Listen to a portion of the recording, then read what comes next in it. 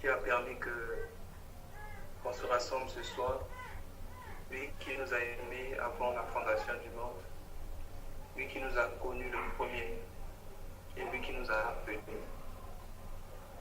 Oui, nous rendons grâce pour un thème que notre bien-aimé a introduit, qui nous bénit, et nous bénissons vraiment le Seigneur pour le frère Yves, que Dieu te bénisse encore pour cette pensée. C'est comme ça, bien-aimé, c'est le corps. Dans le corps, lorsque tous les membres fonctionnent correctement, le corps est équilibré. Donc ce soir, bien-aimé, nous allons continuer toujours dans cette même perspective, parlant de la repentance. Alors ce soir, nous allons parler de la repentance. Le thème sera c'est toujours la repentance, mais comme thème, nous allons parler de la repentance dans les 3 domaines de notre vie. Donc, si un bien-aimé prend le passage dans le 1 Thessaloniciens chapitre 5, le verset 23. 1 Thessaloniciens chapitre 5.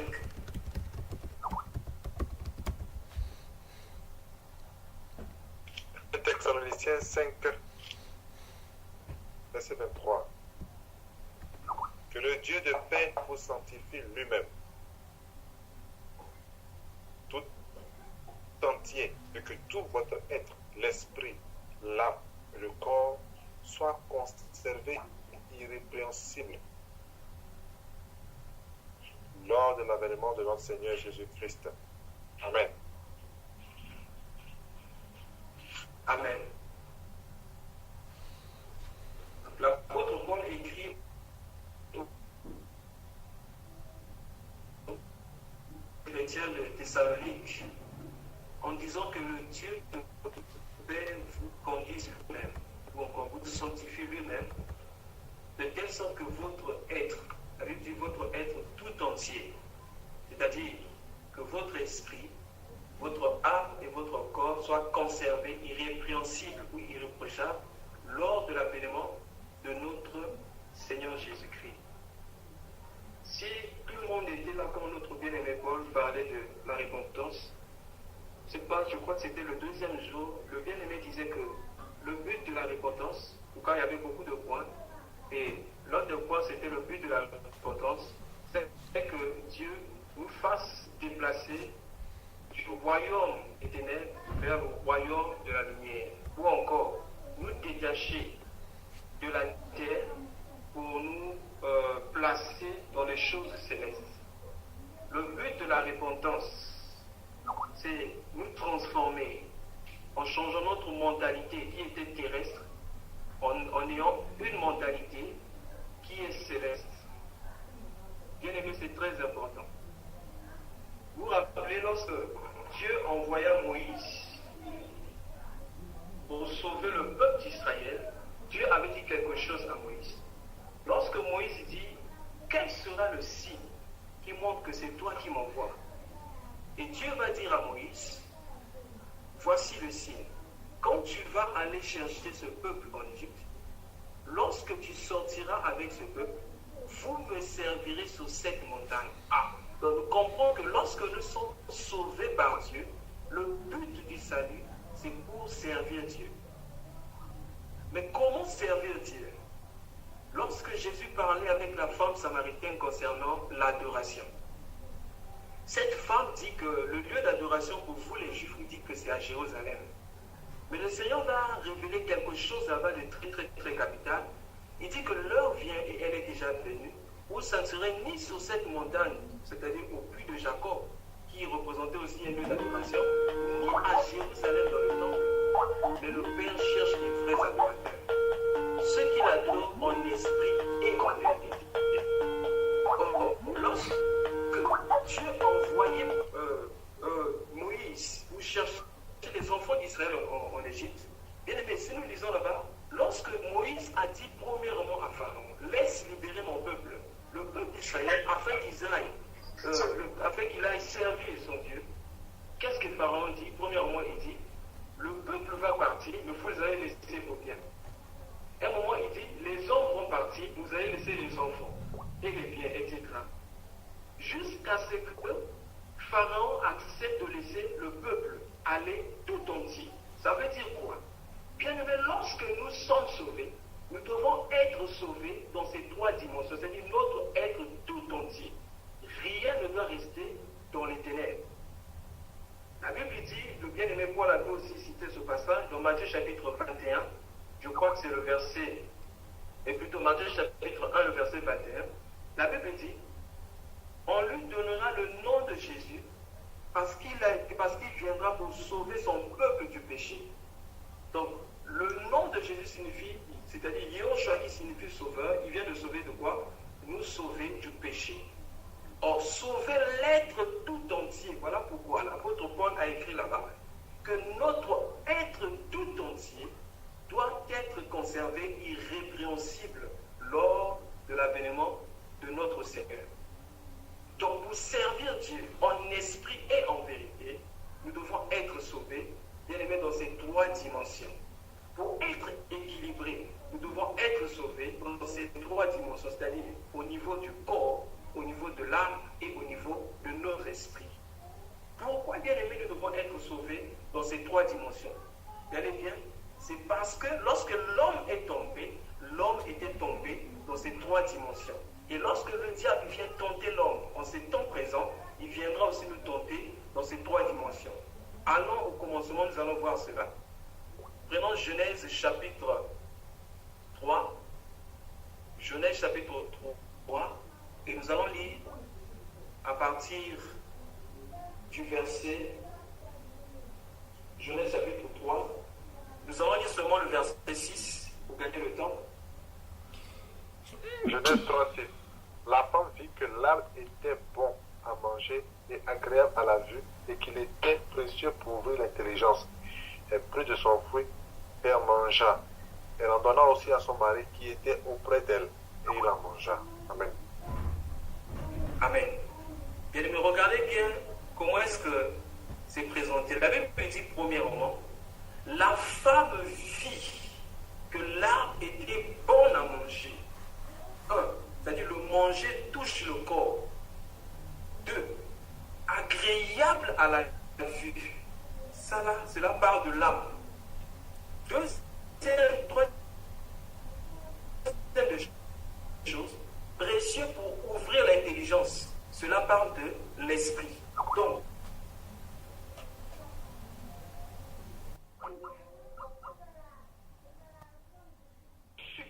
dans ces trois dimensions, au niveau de son âme, au niveau de son esprit, au niveau de son âme et au niveau de son corps.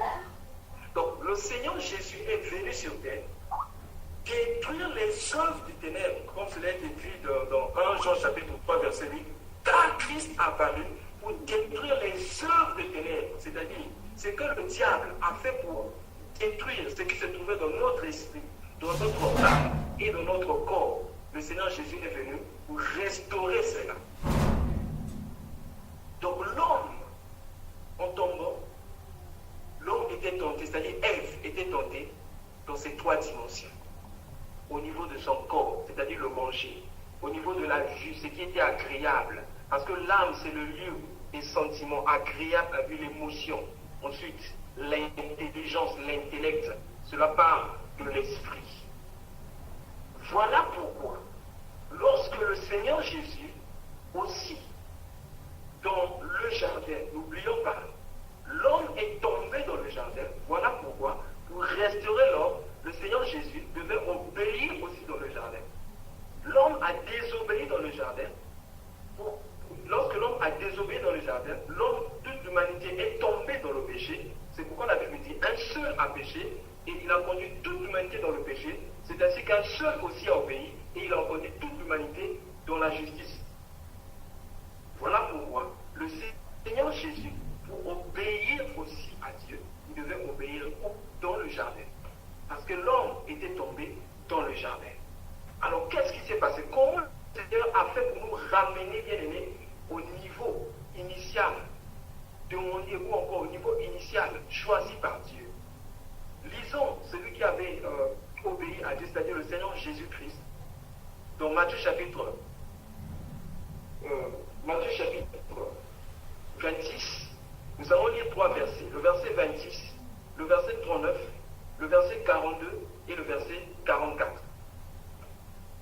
Matthieu 26, verset 26. Non, Pendant qu'il excusez-moi, Matthieu mangeait, 26. Excusez-moi, frère.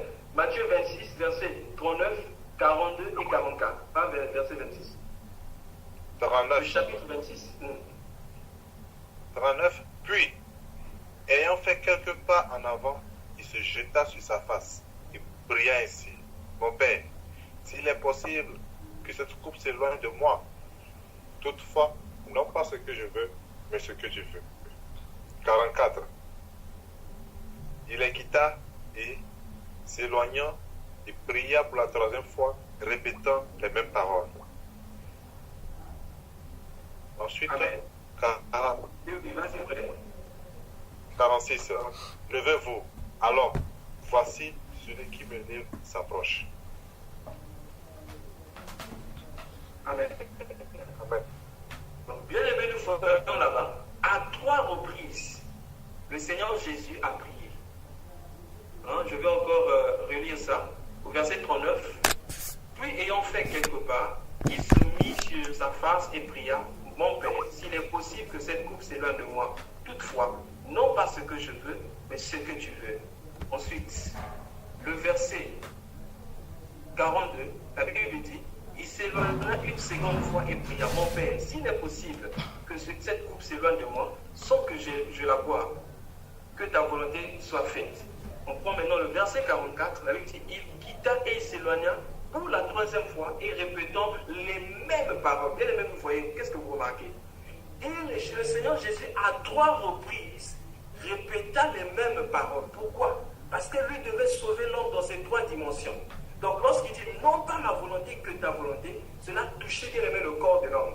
La deuxième fois, lorsqu'il dit non pas ma volonté, que ta volonté se fasse, cela touchait l'âme de l'homme. Lorsqu'il dit non pas ma volonté, que ta volonté se fasse pour la troisième fois, cela touchait l'esprit de l'homme. Voilà pourquoi, pour servir Dieu en esprit et en vérité, nous devons connaître la repentance bien aimée dans ces 3 dimensions. Bien aimé, c'est très important de comprendre ces choses. Voilà pourquoi aussi nous voyons par exemple le cas de Pierre. Le Seigneur Jésus a dit quoi à Pierre? Lorsque le Seigneur Jésus a dit, je serai un scandale pour vous, car comme il est écrit, le berger sera frappé et les brebis seront dispersées. Tellement que Pierre avait la confiance en lui-même. La confiance en lui-même, il dit, même quand tout le monde partira, moi je ne te laisserai pas. Et qu'est-ce que le Seigneur va dire à Pierre? Le Seigneur dit à Pierre, le coq ne chantera pas 2 fois lorsque tu m'auras régné 3 fois. Remarquez cela. On peut lire ça dans le livre de Matthieu chapitre 13, verset 23. Si un frère est là, Matthieu 13, 23. Matthieu 13, 23. C'est ça? Oui. Ok. Non, excusez-moi, frère. Jean 13, 38, pardon. Jean 13, 38. Jean 13. Ok. 38. Jean 13, 38. Jésus répondit, tu donneras ta vie pour moi. En vérité, je te le dis. Le coq ne chantera pas que tu ne m'aies renié 3 fois. Amen. Amen. Donc, Pierre avait régné le Seigneur Jésus combien de fois? 3 fois. Voilà pourquoi le Seigneur, pour rétablir Pierre, dans Jean chapitre 21, il fallait restaurer Pierre bien-aimé aussi, en te posant la question à Pierre à 3 reprises. Pierre, m'aimes-tu? Paie mes brebis. Pierre, m'aimes-tu? Paie mes troupeaux. Pierre, m'aimes-tu? Paie mes agneaux. Pourquoi? Parce que Pierre avait régné le Seigneur Jésus 3 fois. En un mot, Pierre avait accepté de recevoir ou avait accepté de tomber bien aimé également dans ces 3 dimensions. Mais malheureusement, pas malheureusement, mais heureusement pour lui, le Seigneur avait déjà prié pour lui. Car le Seigneur dit, Satan vous a réclamé pour vous tuer comme le froment. Mais moi j'ai prié pour toi. Lorsque tu seras rétabli, édifie tes frères. C'est très important, bien aimé, de comprendre que nous devons être restaurés dans ces 3 dimensions. Voilà pourquoi, lorsque Dieu va donner le modèle du tabernacle à Moïse, le tabernacle devait avoir aussi 3 parties. Le parvis, le lieu saint et le lieu très saint. Et dans le langage juif, ils avaient l'habitude généralement d'appeler la porte qui emmenait au parvis, la porte du chemin, la porte qui emmenait vers le lieu saint, la porte de la vie, et la porte qui emmenait dans le lieu très saint, la porte de la vérité, la porte qui emmenait vers le lieu très saint, la porte de la vie. Voilà pourquoi lorsque le Seigneur Jésus vient sur terre, pour montrer qu'il est venu restaurer l'homme dans ces trois dimensions, c'est-à-dire au niveau du corps, l'âme et l'esprit, il dit « Je suis le chemin, la vérité et la vie ». Jean chapitre 14, verset 6. « Je suis le chemin, la vérité et la vie. Nul ne peut venir au Père sans passer par moi. » Qu'est-ce qu'il voulait dire? C'est-à-dire que pour arriver au Père, nous devons connaître ces trois dimensions de sanctification, ces trois dimensions de repentance. Au niveau de l'âme, de l'esprit et du corps, afin que nous recevions notre Seigneur qui va venir dans ces trois dimensions, que nous soyons bien aimés, sanctifiés. Il dit, je suis le chemin, la vérité et la vie. Voilà pourquoi nous pouvons voir cela bien aimé dans la vie d'Abraham. La Bible dit, Abraham étant à Haran, Dieu l'appela et dit, quitte le pays de ton père, va dans le lieu que je te montrerai. Or, quand nous voyons la signification du mot Haran, Haran signifie le chemin. Or, Abraham, Dieu n'avait pas parlé à Abraham pendant qu'il était à Haran, mais Dieu avait parlé à Abraham avant même qu'ils arrivent à Haran. Nous pouvons prendre ça pour comprendre cela. Nous pouvons lire cela dans Josué chapitre 24 et nous allons lire le verset 2 pour comprendre cela. Josué chapitre 24. 24, le verset 2. Josué dit à tout le peuple, ainsi parle l'Éternel, le Dieu d'Israël, vos pères, Terach, père d'Abraham et père de Nahor, habitaient anciennement de l'autre côté du fleuve et y servaient d'autres dieux. Je pris votre père Abraham de l'autre côté du fleuve et je lui fis parcourir tout le pays de Canaan. Je multipliai sa postérité et je lui donnai Isaac. Amen. Amen. La Bible dit au verset 2, Josué dit au peuple, ainsi parle l'Éternel, excusez-moi, ainsi parle l'Éternel, le Dieu d'Israël, vos pères, Terach, père d'Abraham et père de Nahor, habitaient anciennement de l'autre côté du fleuve et ils servaient les dieux. Ils servaient d'autres dieux. Ça, c'était en Mésopotamie. Et nous lisons dans Genèse, chapitre 11, les derniers versets, c'est Terach qui prit Abraham et quelques membres de sa famille pour aller vers Canaan. Mais lorsqu'ils sont partis vers Canaan, ils s'arrêtaient à Charan. Et c'est là que Terach mourut. Or, donc, pour quitter Charan, pour quitter la Mésopotamie, vers Charan, ils avaient reçu une parole. Or, la parole n'avait pas été adressée à Terach, mais la parole était adressée à Abraham. Mais comme Dieu n'avait pas appelé Terach, Terach ne pouvait pas arriver à Canaan. Certainement, Abraham avait dit à son père, oh Dieu m'a parlé, il faut qu'on aille à Canaan. Je vais lire la version anglaise qui explique bien ça lorsqu'on est dans Genèse chapitre 12, le verset 1. La version française dit, Dieu appela Abraham. Mais la version anglaise dit, Dieu était en train d'appeler Abraham. Donc ce n'était pas la première fois. Donc c'est comme si Dieu avait déjà parlé à Abraham lorsqu'ils ont quitté la Mésopotamie pour se déplacer vers Canaan. Donc Terach est sorti sans appel. Quand tu sors sans appel, tu ne peux pas atteindre les lieux. Pour arriver au lieu que Dieu t'appelle, il faut recevoir l'appel de Dieu. Pour atteindre Canaan, il faut que Dieu t'appelle. Voilà pourquoi la Bible dit, nul ne peut venir à moi si l'Éternel ne l'appelle. Et ils se sont déplacés, ils sont arrivés où? À Charan. Ils sont arrivés à Charan, Charan qui signifie le chemin. Et lorsqu'Abraham est rentré à Canaan, Canaan représentait pour Abraham le lieu saint. Mais donc quand Abraham est parti pour visiter le lieu très saint, Abraham a visité le lieu très saint lorsqu'il est parti offrir Isaac en sacrifice sur la montagne. Car Abraham dit à ses serviteurs dans Genèse chapitre 22 verset 5, restez ici, moi et l'enfant, nous allons partir sur la montagne pour adorer. Nous avons déjà expliqué ici que l'adoration, c'est pas une chanson, c'est pas un chant, c'est pas un cantique, mais l'adoration c'est un style de vie. Et quel style de vie? De celui qui a offert sa vie, de celui qui s'est donné totalement à Dieu comme un sacrifice vivant. C'est ce que l'apôtre Paul dit dans Romains chapitre 12, le verset 1. Il dit, je vous exhorte par les compassions de Dieu à offrir vos corps comme un sacrifice vivant, ce qui sera de votre part un culte raisonnable. Donc le déplacement de Mésopotamie à Charan, c'était le parvis. Le déplacement de Charan à Canaan, c'était le lieu saint.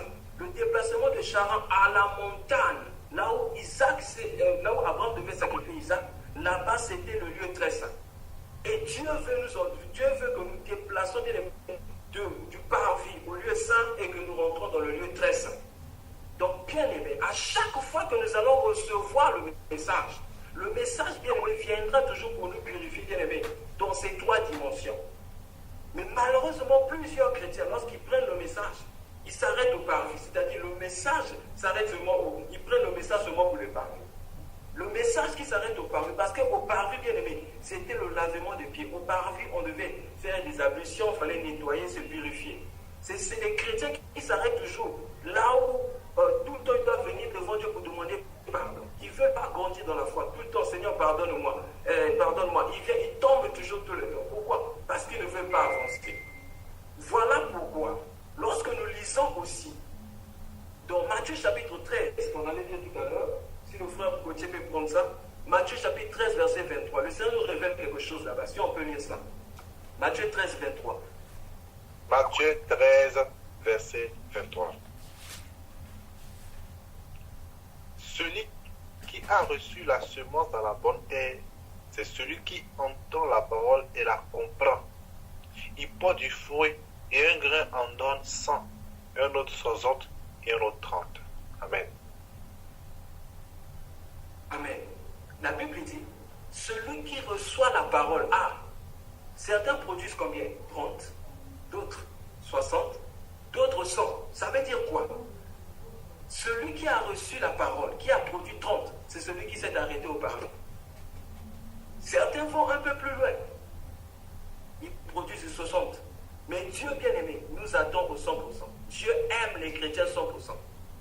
Il ne faut pas s'arrêter bien-aimé au lieu très saint. Parce qu'au lieu très saint, on travaille. C'est les chrétiens tout le temps qui sont en train de travailler, mais qui ne sont pas au repos. Le repos bien-aimé, c'est dans le lieu très saint. Parce que bien-aimé,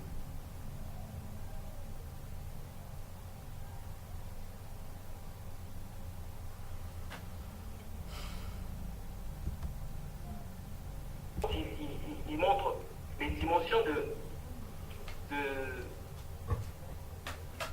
la maturité spirituelle. Il dit, je vous parle à vous jeunes gens, parce que vos péchés sont pardonnés. Et si tu dis, par exemple, je vous parle à vous, vieillard, parce que vous avez compris, vous avez reçu. Si un bien-aimé connaît le passage, il peut nous donner ce passage pour montrer que bien-aimé, nous ne devons pas nous arrêter simplement à la purification ou encore à tout ce qui concerne les biens qui touchent réellement, directement au corps. Donc le passage que nous avons lu dans 1 Thessaloniciens chapitre 5 nous révèle que l'homme a trois parties. L'homme a un corps, une âme et un esprit. Comme nous avons dit, le tabernacle avait trois parties. Il y avait le parvis, le lieu saint et le lieu très saint. Et la Bible dit que nous devons être, nous devons encore lire ce passage dans 1 Thessaloniciens chapitre 5, le verset 23. La Bible dit que la paix de Dieu, que le Dieu de paix vous sanctifie lui-même tout entier, c'est-à-dire, et que tout votre être, l'esprit, l'âme et le corps soient conservés irrépréhensibles lors de la vénémone de notre Seigneur Jésus. Donc, si on dit notre être tout entier soit irrépréhensible, c'est-à-dire au niveau du corps, de l'âme et de l'esprit, ça veut dire qu'il y a des péchés qui touchent le corps, il y a des péchés qui touchent l'âme et des péchés qui touchent l'esprit. Mais si nous ne renonçons pas maintenant à nous-mêmes, nous allons finir par renoncer à Christ. C'est ce que l'apôtre plutôt Pierre n'avait pas fait. Si Pierre avait renoncé à lui-même, Pierre n'allait pas renoncer à Christ. Mais Pierre avait sa self-confidence. Il avait la confiance en lui-même. Voilà pourquoi, comme il n'avait pas renoncé à lui, il était obligé de renoncer à Jésus-Christ. Donc, quand la Bible dit que nous devons renoncer à nous-mêmes, nous avons été enseignés sur la repentance. Nous devons nous repentir. Pourquoi? Parce que si nous ne nous repentons pas maintenant, bien aimés, nous allons plus tard renoncer à Christ. C'est très important. Donc, l'apôtre Pierre, nous avons dit qu'il a renoncé à Jésus-Christ 3 fois. Et pour que le Seigneur le sauve, le Seigneur lui posa aussi la question à 3 reprises. Pierre, m'aimes-tu? Première fois. Pierre, m'aimes-tu? Deuxième fois. C'est dans Jean chapitre 21, du verset 15 au verset 17. M'aimes-tu? Deuxième fois. Pierre, m'aimes-tu? Troisième fois. Parce que Jésus devait restaurer Pierre. Et nous de même, le Seigneur, lorsqu'il nous sauve, il veut que nous soyons sauvés dans ces 3 dimensions de notre vie. Souvent, lorsque la Bible dit que ne savez-vous pas que vous êtes le temple de Dieu, quelquefois nous pensons simplement à ce qui concerne les choses spirituelles, c'est-à-dire que la partie spirituelle où Dieu vit dans notre vie. Et nous négligeons totalement notre corps. Alors que le corps externe est la manifestation du corps interne qui est dans nous. C'est pourquoi Jésus a dit, commencez d'abord par nettoyer l'intérieur de la cour, afin que l'extérieur soit aussi propre. Donc, si le Seigneur doit nous sauver dans les 3 dimensions, il doit aussi avoir des péchés qui touchent les 3 dimensions de notre être. Alors, pour comprendre cela, nous allons prendre Galates, chapitre 5, et nous allons lire le verset 19 à 21. Si elle vient de là, Galates 5, 19 à 21. Or, les œuvres de la chair sont manifestes. Ce sont l'impudicité, l'impureté, la dissolution, l'idolâtrie, la magie, les inimitiés, les querelles, les jalousies, les animosités, les disputes, les divisions, les sectes, l'envie, l'ivrognerie, les excès de table, les choses semblables, excusez-moi. Je vous dis d'avance, comme je l'ai déjà dit, que ceux qui commettent de telles choses n'hériteront point le royaume de Dieu. Amen. Amen. Donc, dans ce passage, nous voyons des péchés qui sont liés à l'âme, des péchés qui sont liés à l'esprit et des péchés qui sont liés au corps. Alors, comme le tabernacle était divisé en 3 parties, commençons par le parvis de Dieu saint et de Dieu très saint, commençons par les péchés qui touchent directement au corps de l'homme. Donc, Galates chapitre 5, nous avons vu là-bas, par exemple, qu'on a cité les excès de table. Quelquefois, bien aimé, nous négligeons cela. Nous devons savoir que le péché est plus dangereux que même le cancer. Parce que le péché est loin de la gloire de Dieu de nous. Et tous ont péché et sont privés de la gloire de Dieu. La première des choses, il y a la chose de toucher le péché directement le corps de l'homme. On parle des excès de table. C'est-à-dire quoi? Tu manges, tu t'es déjà saisi, tu veux encore ajouter. Je me rappelle de ce que le pasteur Mathieu disait souvent. Il y a un frère qui disait que pour s'échapper du péché des excès, alors il va manger par terre. Comme la vie n'a pas des excès du sol, donc lui, il va éviter ce péché. Mais nous devons faire la Dieu. Celui qui mange beaucoup n'est pas différent de celui qui la vie. Celui qui tue. C'est très important. Les excès de péché concernant les péchés qui sont liés au corps. Il y a l'ivrognerie. L'ivrognerie. Plusieurs temps utilisent par exemple le passage de 1 chapitre 5 verset 23. L'apôtre dit ne prends pas toujours de l'eau, l'usage de à cause des problèmes d'estomac. Mais est-ce que tu as des problèmes d'estomac pour aller prendre le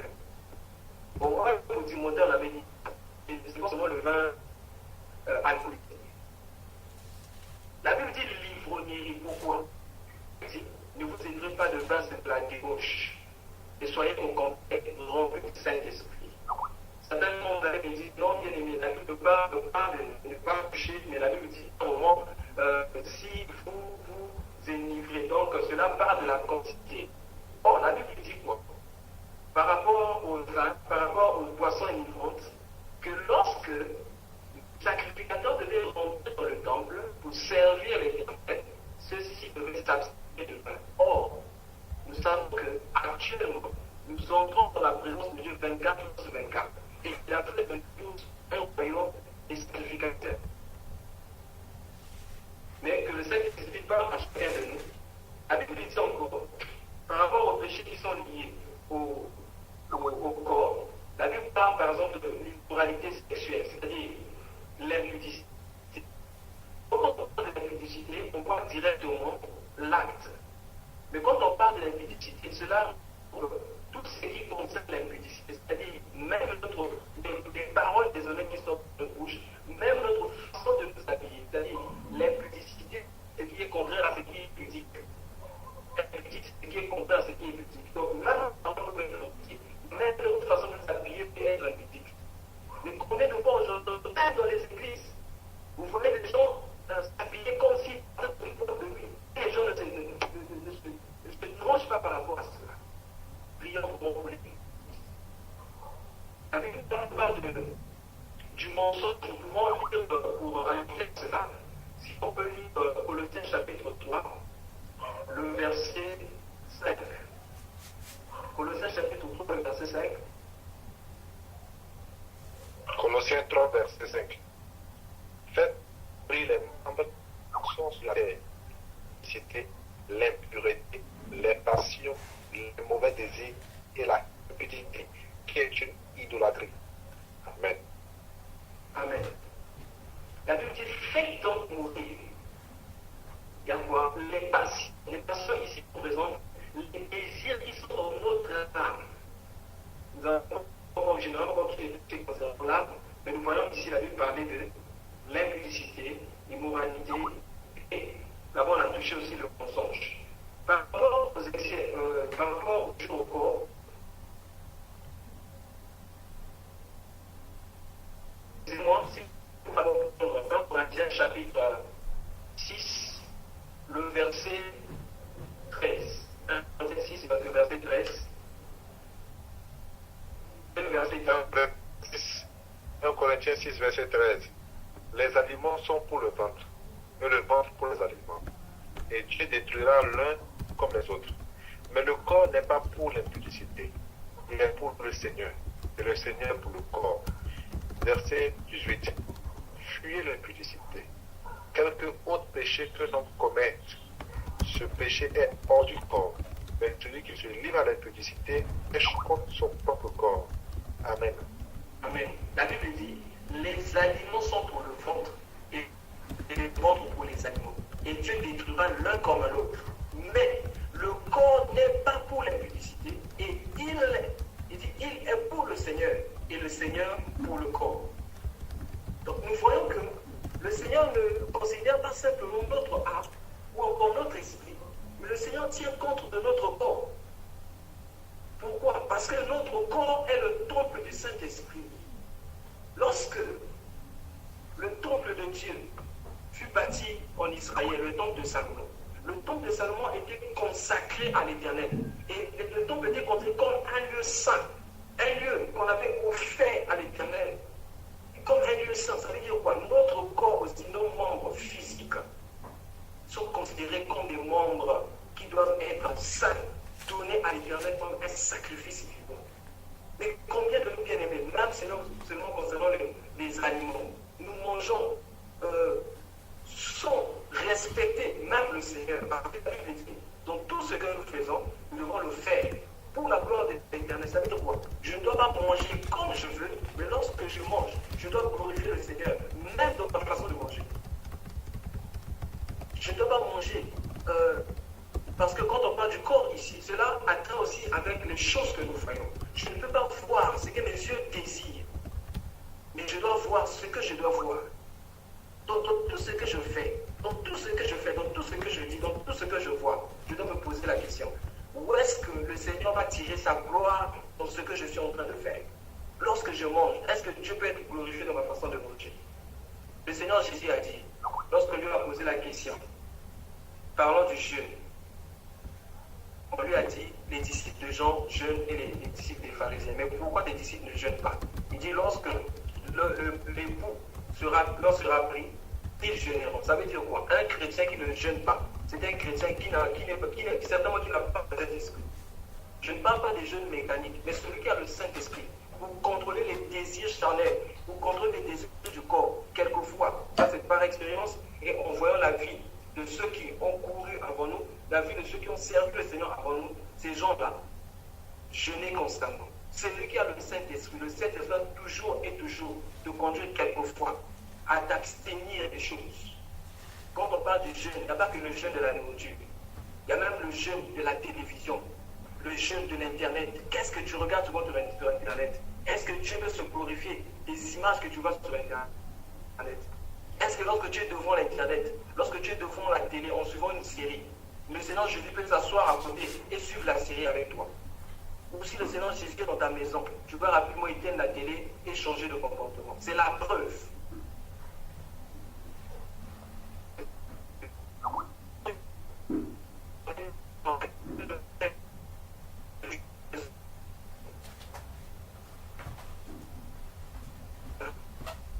Lorsque je vais dire quelque chose, ça veut dire qu'il ne sort de votre bouche aucune parole des hommes.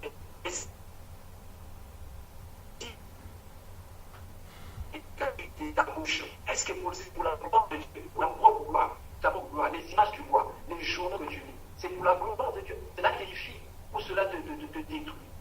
N'oublions pas, bien aimé, la Bible dit, dans Jean chapitre 15, je crois que c'est le verset 5, dans le verset 3, je crois, vous êtes purs à cause des paroles que je vous ai enseignées. Ça veut dire quoi? Nous sommes purs, nous purifions nos âmes en fonction des choses que nous écoutons et aux choses que nous regardons. Et c'est ce qui sortira de notre bouche, parce que la Bible dit, c'est de l'abondance du cœur que la bouche parle.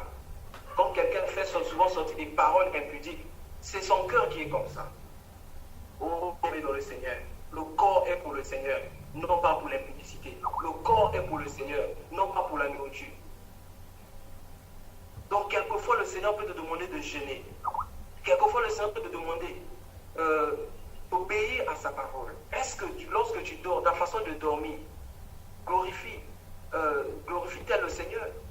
C'est très important. Si nous avons offert à Dieu notre corps, même si c'est minuit, Dieu nous demande de prier, on va se lever, on va prier. Même si c'est 4 heures c'est à 4 heures du matin, Dieu nous dit, lève-toi, prie. Tu vas te lever, tu vas prier.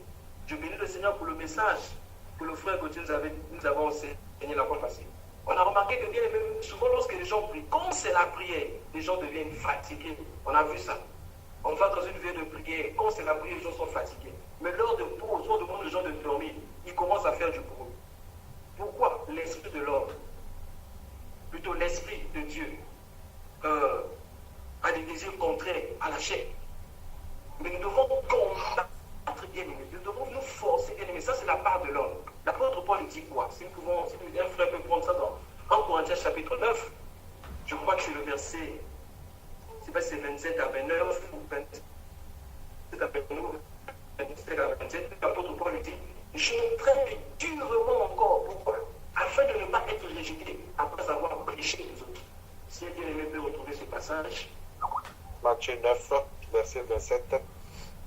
Mais je traite durement mon corps, et je le tiens assujetti, de peur d'être moi-même rejeté après avoir prêché aux autres. Amen. Je crois que c'est 1 Corinthiens. C'est 1 Corinthiens. 1 Corinthiens 9. Ok, si on peut commencer à partir du verset 27 pour la compréhension. Ok. Tous ceux qui combattent s'imposent toute espèce d'abstinence. Ils le font pour obtenir une couronne corruptible. Mais nous, faisons-le pour une couronne incorruptible. Moi donc, je cours, non pas comme à l'aventure, je frappe, non pas comme à l'air. Mais je tiens durement mon corps, je tiens assujetti, de peur d'être moi-même rejeté après avoir prêché aux autres. Amen. Amen. L'apôtre Paul dit, je traite purement mon corps. Pourquoi? Pour ne pas être rejeté après avoir prêché aux autres. Bien aimé, c'est très important. Si l'apôtre Paul, lui qui nous a laissé, bien aimé, ces épîtres que nous lisons, pouvait faire cela, bien aimé, ces choses ont été écrites pour notre instruction. La vie chrétienne, le salut, bien aimé, le salut est gratuit. Mais si nous ne nous disciplinons pas, parce qu'on ne doit pas être comme les chrétiens qui disent non, Dieu lui-même sait, Dieu est là, Dieu va tout faire pour nous. Jésus-Christ était Dieu sur la terre, la parole faite chair. Mais chaque jour, il passait son temps sur la montagne, dans les lieux déserts.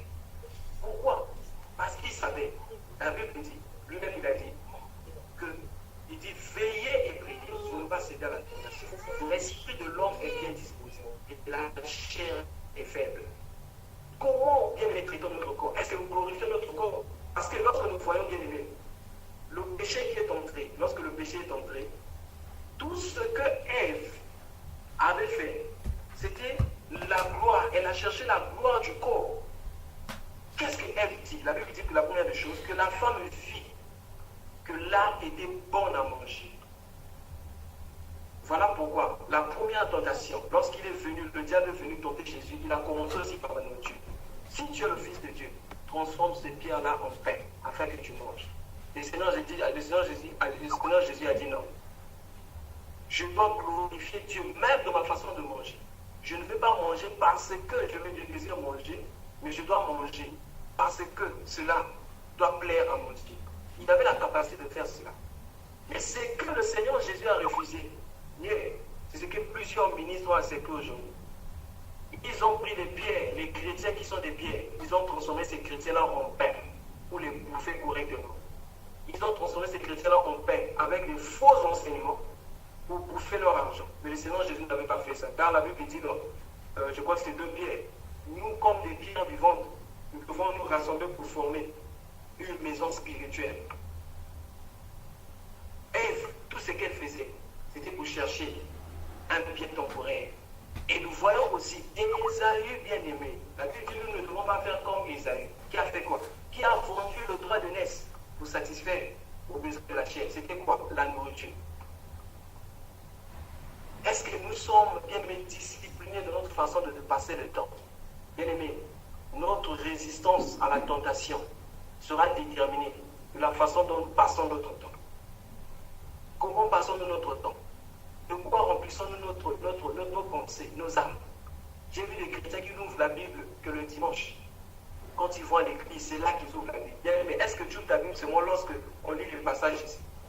Tu ne seras pas fort. Tu ne seras pas fort ou fort dans la tentation. Apprends à ouvrir la Bible tout le temps, chaque jour. Car c'est la parole de Dieu bien-aimé qui va nous fortifier. Apprenons à être disciplinés, à discipliner nos corps. Nous ne devons pas manger parce que nous avons à manger. Mais en mangeant, nous devons même bien être conduits par l'esprit. Est-ce que c'est le temps de manger? C'est ce que le serviteur d'Élisée n'avait pas compris.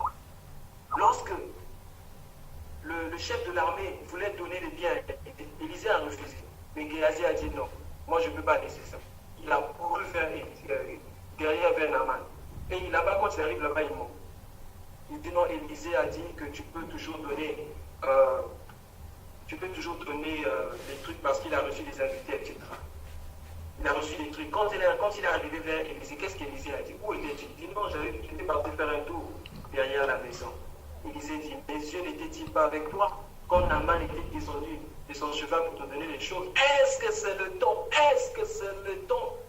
D'amasser des trésors terrestres? Bien, est-ce que c'est le temps d'amasser les trésors terrestres? Quand nous voyons que nous sommes au temps de la fin, est-ce que c'est le temps de beaucoup manger? Est-ce que c'est le temps de passer notre temps devant les séries? De passer notre temps devant les images qui ont attrait à la pornographie? De passer notre temps devant les trucs simplement qui font rire, qui souillent notre conscience devant Facebook, etc. Jésus a dit, lorsque vous verrez ces choses, levez vos têtes, car le Fils de l'homme est à la porte. Nous sommes autant bien-aimés, nous devons avoir nos yeux levés, comme disait le bien-aimé Paul quand il a sonné sur ces choses. Nous qui sommes ressuscités avec lui, nous devons aspirer aux choses où Christ est assis. C'est-à-dire quoi? Nous préoccuper des désirs de Christ, nous préoccuper de ce qui va, de ce qui réjouit le cœur de Christ. Et nous devons nous préoccuper de réoccupation de Christ. C'est pourquoi dans tout ce que nous faisons, nous devons nous poser la question. Où est-ce que Dieu trouve sa part dans ce que je fais? Quand je vais aller louer, où est-ce que Dieu trouve sa part? Quand je vais prendre une femme, où est-ce que Dieu trouve sa part? Est-ce que Dieu trouve son compte dans ce que je fais, dans mon choix? Donc tout ce que vous faites, la Bible dit, faites-le pour la gloire de Dieu. Donc notre corps bien-aimé est pour le Seigneur. Nos membres, c'est pourquoi la Bible dit ne volez point. Mais utilisez vos membres qui étaient des instruments pour le péché. Mais utilisez vos membres comme les instruments de la justice. Quand on parle des membres bien-aimés, il y a un membre bien-aimé, un tout petit membre. La Bible dit qu'il nous fait souvent tomber dans le péché, notre langue. Et Jacques dit, on reconnaîtra la maturité spirituelle d'un homme par sa façon d'utiliser sa langue. Comment utilises-tu ta langue? Dans les calomnies, même si tu ne calomnies pas, si tu t'assois à côté de ceux qui calomnient, tu es là, tu restes à écouter ces choses. Bien aimé, vous êtes tous condamnables. Si on arrête un voleur qui venait de dévaliser une banque quelque part, tu te trouves avec ce voleur-là, et que tu parles, même si tu ne partages pas, le fait d'être seulement avec ce voleur-là, on va vous arrêter tous. Comment utiliser notre langue? La Bible dit la mort et la vie sont au pouvoir de la langue. Est-ce que nous utilisons notre langue simplement pour s'amuser? Le corps est pour le Seigneur, non pas pour l'impudicité. Le corps est pour le Seigneur, non pas pour l'impudicité. C'est pourquoi, bien aimé, nous devons discipliner nos corps, même pour les mariés. Quand on dit, ce n'est pas seulement de ceux qui ne sont pas mariés, même pour les mariés, pour des besoins sexuels légitimes. L'apôtre Paul dit quelque part que ceux qui sont mariés se considèrent maintenant comme s'ils n'étaient pas mariés. Pourquoi il dit cela? Parce que nous devons bien aimer discipliner notre corps, discipliner nos désirs, c'est très important. La discipline, c'est très important. Nous avons reçu le salut gratuitement, mais la discipline, c'est très important. Est-ce que nous courons toujours vers les boissons inhibantes? Nous utilisons notre langue pour calomnier. Par rapport au corps, on parle aussi des animosités. Nous savons ce que cela signifie. Nous avons aussi parlé des querelles. Passons rapidement aux péchés qui sont liés à l'âme. Les péchés liés à l'âme, la Bible parle ici, ce que nous avons lu, la Bible parle des inimitiés. Les inimitiés, c'est lorsqu'on ne peut pas s'entendre avec un autre être humain. On a parlé des inimitiés, les jalousies, la colère, la méchanceté, la calomnie, les paroles déshonnêtes. Bien-aimés dans le Seigneur, les inimitiés. C'est la cause, c'est ce qui fait que certaines personnes ne peuvent pas avoir la guérison sur leur corps. Bien-aimés, ne devons pas oublier que l'âme se trouve entre l'esprit et le corps. On peut être soit charnel ou spirituel, mais tout dépend de la façon dont nous nourrissons notre chair ou notre esprit. Alors, par rapport au péché concernant l'âme, nous avons parlé des inimitiés. Les inimitiés, c'est lorsqu'on ne peut pas s'entendre avec un être humain. Et cela fait attrait, on a parlé de ça plusieurs fois ici, de l'esprit de pardon. La Bible dit que nous devons toujours pardonner. Comment? Comme nous avons été pardonnés en Jésus-Christ. Donc nous pardonnons parce que nous avons été pardonnés en Jésus-Christ.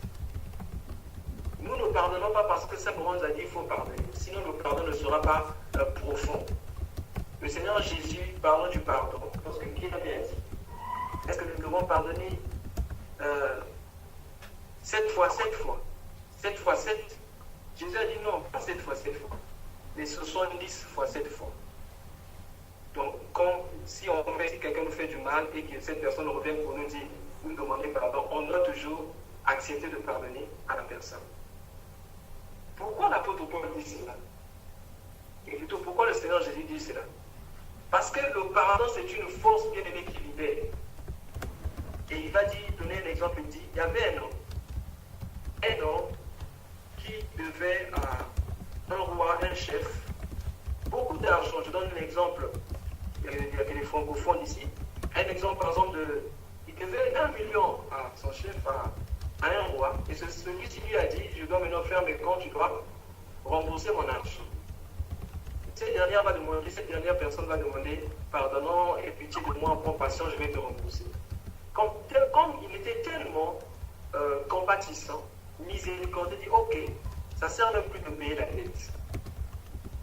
Lui, il va, dès qu'il sort de là, il croise un de ses amis qui lui devait, par exemple, 1000 francs CFA. On lui a pardonné pour 1 million, il trouve quelqu'un qui lui doit 1000 francs CFA, il dit non, tu dois me rembourser aujourd'hui. Et finalement, lorsque ce dernier lui dit, prends patience, je te rembourserai exactement comme il avait dit chez l'autre. Il a dit non, je te jette en prison. Et les serviteurs de ce maître, de ce grand roi qui était là, dès qu'ils ont vu cela, ils ont dit, comment celui-ci qui a été pardonné pour vous jette l'autre en prison pour si peu? Alors finalement, ils ont accusé chez le maître a mis ce type-là en prison. Et il dit, tu resteras là-bas jusqu'à ce que tu aurais payé toute ma dette. Ça veut dire quoi, bien aimé? Et le Seigneur Jésus a lui dit, c'est ainsi que mon Père traitera tous ceux qui ne veulent pas pardonner de tout leur cœur. Donc lorsqu'on pardonne, on ne garde pas rancune. Lorsqu'on pardonne, on essaie d'oublier. C'est vrai, ça reste dans notre tête comme simplement des souvenirs. Mais lorsque nous voyons cette personne, à cause de l'amour de Jésus-Christ, cela ne nous fait plus mal au cœur. Si on a toujours mal au cœur, on a des pressentiments. Lorsque nous voyons cette personne, ça veut dire qu'on n'a pas encore vraiment pardonné. Jésus dit, c'est comme ça que mon Père traitera tous ceux qui ne veulent pas pardonner de tout leur cœur. Voilà pourquoi plusieurs ne sont pas guéris, plusieurs ne sont pas délivrés par manque de pardon, les inimitiés. C'est très important, bien aimé. À faute de temps, nous allons toucher un péché qui touche le corps et l'âme. Le péché qui touche le corps et l'âme en même temps, c'est ce que nous avons lu dans 1 Corinthiens chapitre 6, le verset 18. La Bible dit, fuyez l'impudicité. Quelque autre péché qu'un homme commette, ce péché est hors du corps. Mais celui qui pêche, celui qui se livre à l'impudicité, pêche contre son propre corps. Vous voyez que c'est un péché qui engage et le corps et l'âme. Et j'ai écouté des témoignages des gens qui ont été possédés par des esprits mauvais à cause, bien aimé, de cet acte. C'est un péché qui engage et l'être, c'est-à-dire l'âme et le corps en même temps.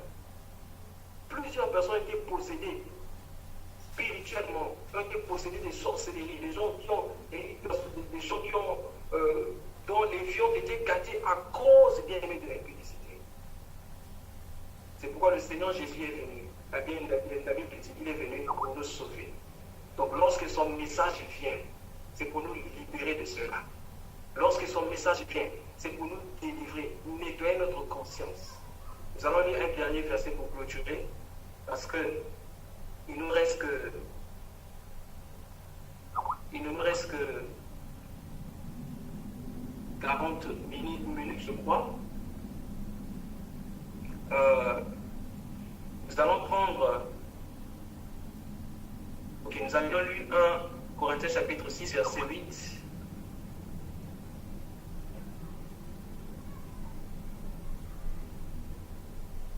Et nous avons dit que c'est un péché qui engage et l'esprit de l'homme et le corps de l'homme. Bon, bien aimé, par rapport au temps, nous allons nous arrêter là pour ne pas abuser du temps. Que le Seigneur nous bénisse tous, que le Seigneur nous garde, qu'il nous apprenne encore à livrer notre corps totalement à lui, à soumettre nos membres à son contrôle, afin que lui seul prenne le contrôle de nos membres.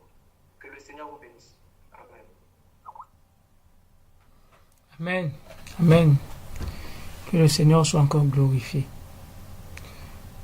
Bien-aimés, vous saviez, lorsque j'entends le frère Théo, j'ai l'impression que le frère Théo et le frère Paul disent les mêmes choses.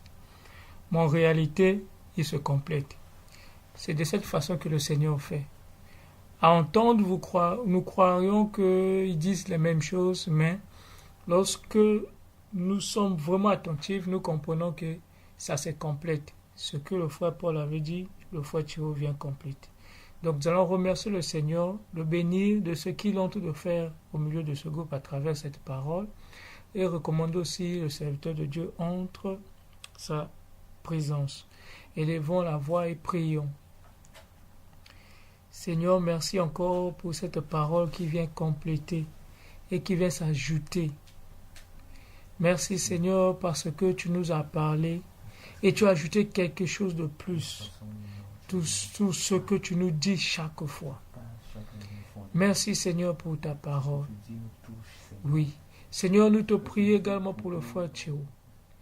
Seigneur, aide-le, conduis-le. Laisse que ta parole s'accomplisse encore davantage dans sa vie. Et que son corps, son esprit, son âme soient toujours disposés à accomplir ta volonté. Au nom puissant de Jésus. Merci Seigneur. Alors bien aimé, le Seigneur nous a parlé sur la repentance. Certainement, il a complété quelque chose que tu n'avais pas appris hier. Certainement, il nous a rajouté quelque chose que nous ne connaissions peut-être pas. Mais nous allons prier. Nous allons prier que le Seigneur nous aide. Que le Seigneur nous aide à avoir nos cœurs sensibles. Car, bien aimé, nous devons savoir que la repentance commence d'abord par la sensibilité de notre cœur. La Bible dit ceci. Je vous enverrai le Saint-Esprit et il vous convaincra du péché. Donc, tant que tu n'es pas convaincu du péché, la repentance ne peut pas faire partie de toi. Nous l'avions vu hier dans l'Apocalypse, qu'il y avait un peuple qui se croyait trop juste et la repentance ne faisait pas partie d'eux. Mais la repentance fait partie de ceux qui reconnaissent le péché en eux. Ceux qui s'humilient et qui reviennent auprès du Père, et le Seigneur devient pour eux un Père, et il devient pour ce peuple un Dieu. Donc voilà pourquoi, bien aimés, c'est très important que nous comprenions que la repentance commence par la sensibilité de notre cœur. Lorsque tu es sensible, lorsque tu es convaincu que tu n'as pas une bonne vie, ça te pousse maintenant à prendre la décision, comme nous l'avions dit, de faire un détour, de te rapprocher de ton Père. Nous allons prier, nous allons demander au Seigneur, pas de notre force, pas par nos initiatives, mais tel qu'il nous a promis, que le Saint-Esprit vienne nous convaincre du péché. Le bien-aimé Théo a touché certains points. Certainement, peut-être que ces points-là ne te concernent pas, mais le Saint-Esprit, lui, connaît le point qui te concerne. Prions, bien-aimés, élevons la voix, demandons que le Saint-Esprit nous soutienne et qu'il nous conduise dans toute la vérité, afin que nous reconnaissions le mal qui est en nous et que nous rentrons dans la repentance. Seigneur, nous te prions encore. Encore, Seigneur, parce que tu nous parles pour que tu attendes de nous un changement. Tu nous as parlé, Seigneur, afin que tu attendes de nous un mouvement. Ce n'est pas pour que nous soyons sur place, mais pour que nous effectuions un mouvement vers toi, que nous effectuions un détour. Seigneur, tu nous as encore appris que le détour vient de la décision que nous prenons. Seigneur, comment pourrons-nous prendre une décision si nous ne sommes pas conscients de notre état spirituel, si nous ne sommes pas conscients de notre état? Voilà pourquoi, Seigneur, nous te prions que l'Esprit Saint vienne nous conduire dans toute la vérité, qu'il mette sa parole comme un miroir devant nous, afin que nous nous mirons et que nous voyons ce qui est mauvais en nous, et que nous te demandons pardon, et que nous abandonnons cela. Car tu nous as dit que la repentance, c'est de nous conduire du milieu terrestre vers le milieu céleste. Seigneur, ce n'est que lorsque nous allons accepter cet état, c'est lorsque nous allons accepter de se repentir, que Seigneur, toi, tu vas commencer à faire des grandes choses dans notre vie. Seigneur, rends nos cœurs sensibles. Rends nos cœurs sensibles à ta parole. Seigneur, je sais que tu peux parler à tout moment. Mais Seigneur, nous te prions que nos cœurs soient prêts à recevoir tes instructions. Que nos cœurs, Seigneur, soient prêts à reconnaître le mal. Oh Seigneur, lorsque tu nous convaincs. Seigneur, tu nous convaincras du péché. Viens nous convaincre, Seigneur, du péché. Certainement, lorsque les hommes nous disent que nous sommes pécheurs, Seigneur, nous ne les croyons pas. Mais Saint-Esprit, tu as des meilleures méthodes pour nous convaincre du péché. Convainc ce peuple du péché. Au nom puissant de Jésus. Merci, Seigneur, afin que nous accomplissions ta volonté et que nous rentrons dans ton projet. Merci, Seigneur, parce que tu es Dieu. Merci pour cela. Au nom puissant de Jésus. Alors, bien-aimé, s'il y a quelqu'un qui a un sujet de prière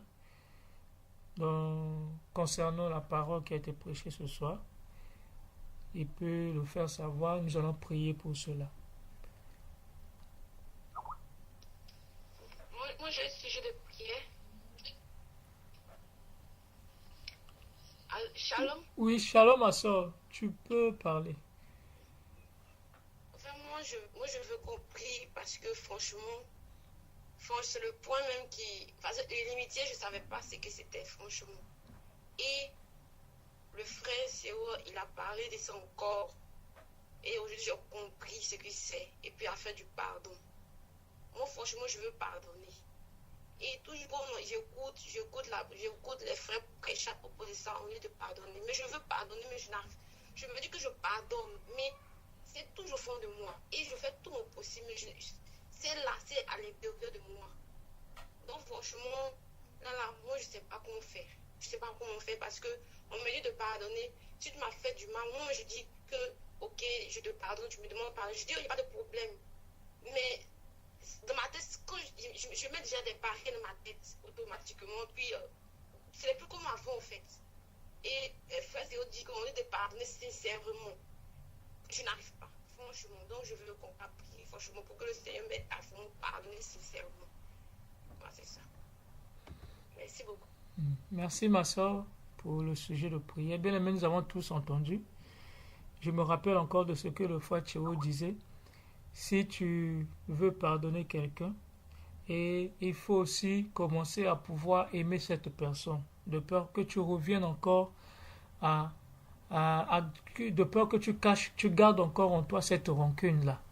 Il disait de toujours voir le bien dans nos ennemis, afin de ne pas avoir des mots pour les accuser, mais plutôt les mots pour les apprécier.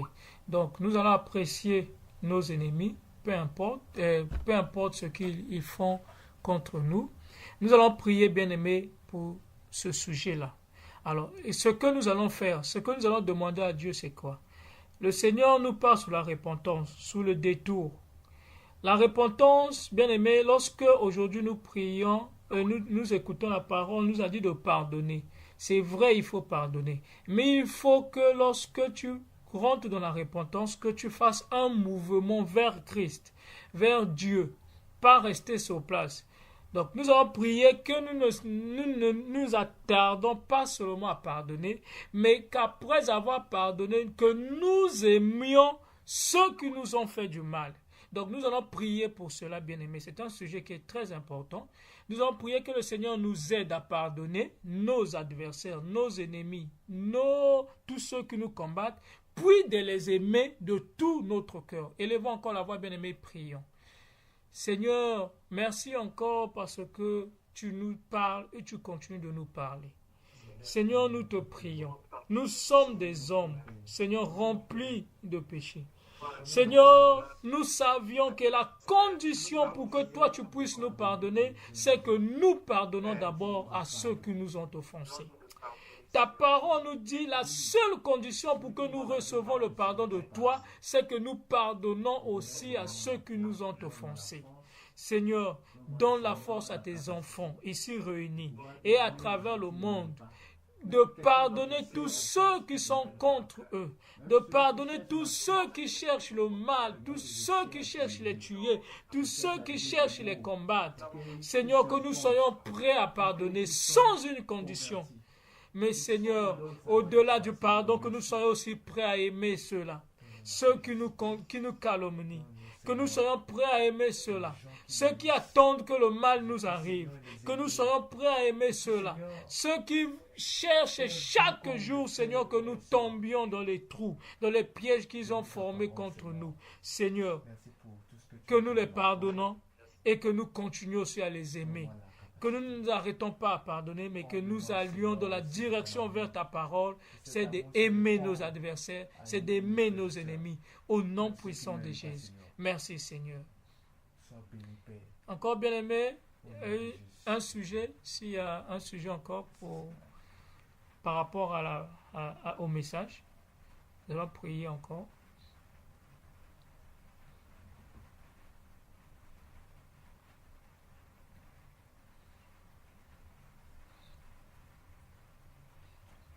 La sœur en est mieux sur le prier.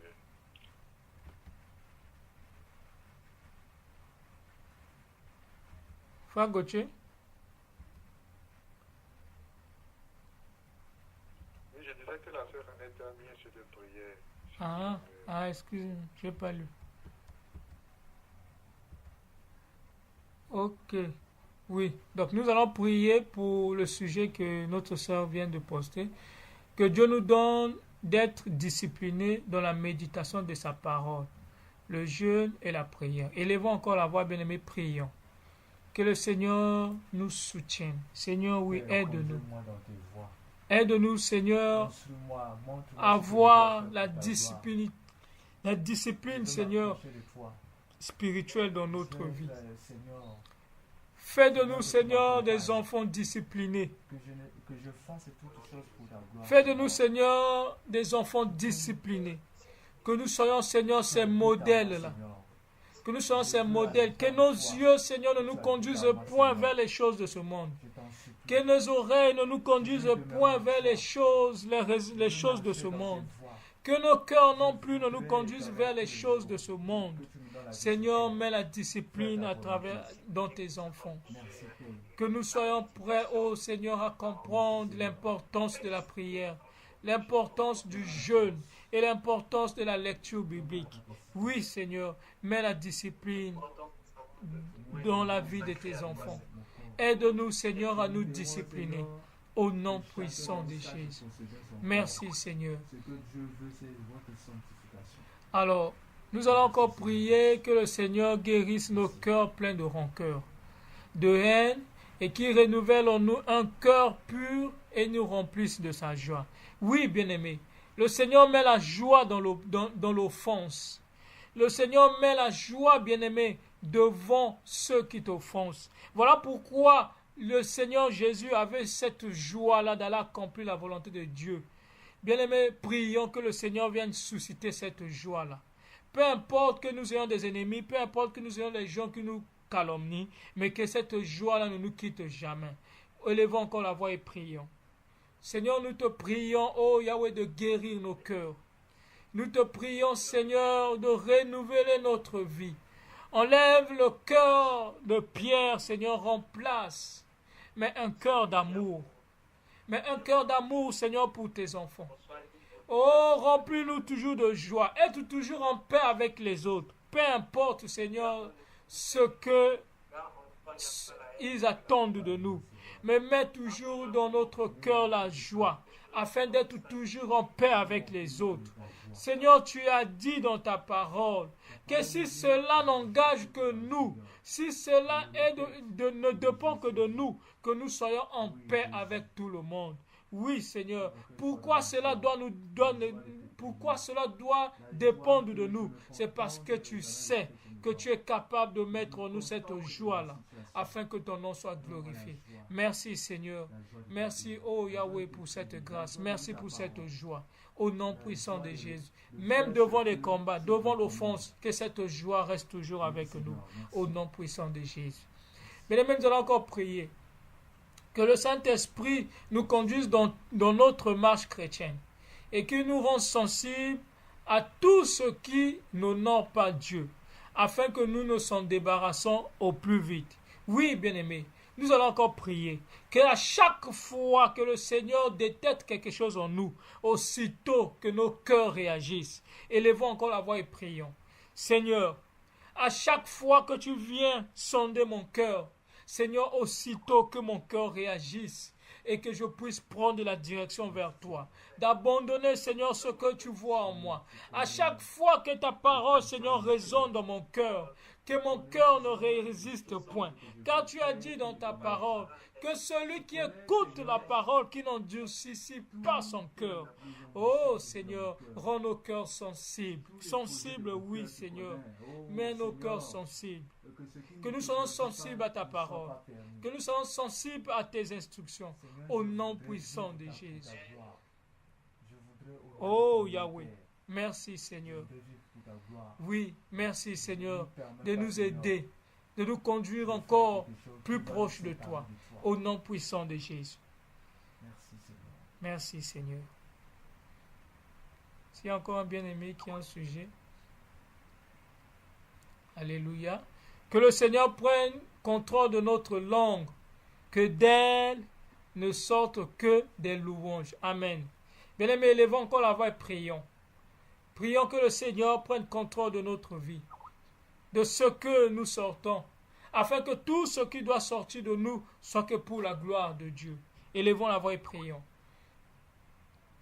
Seigneur, que de ma bouche ne sortent pas les paroles de calomnie.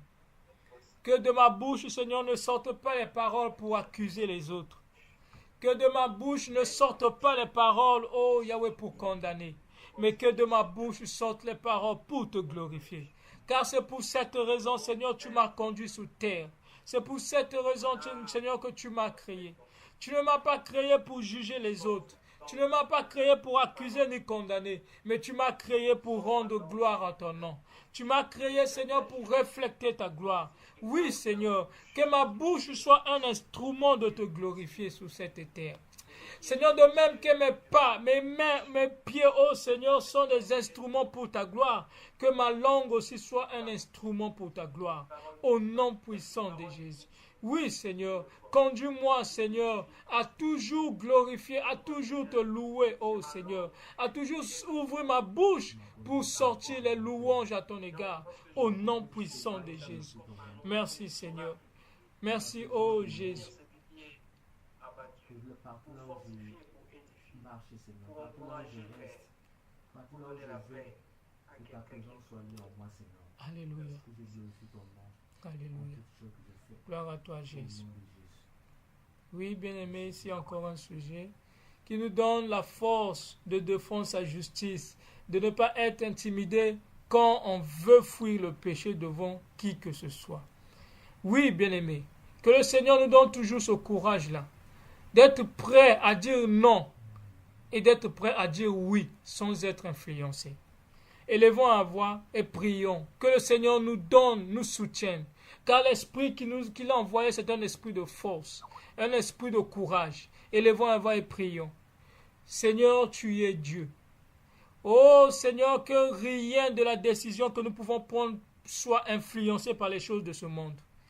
Que rien, Seigneur, des choix que nous allons faire soit influencé par les choses de cette terre.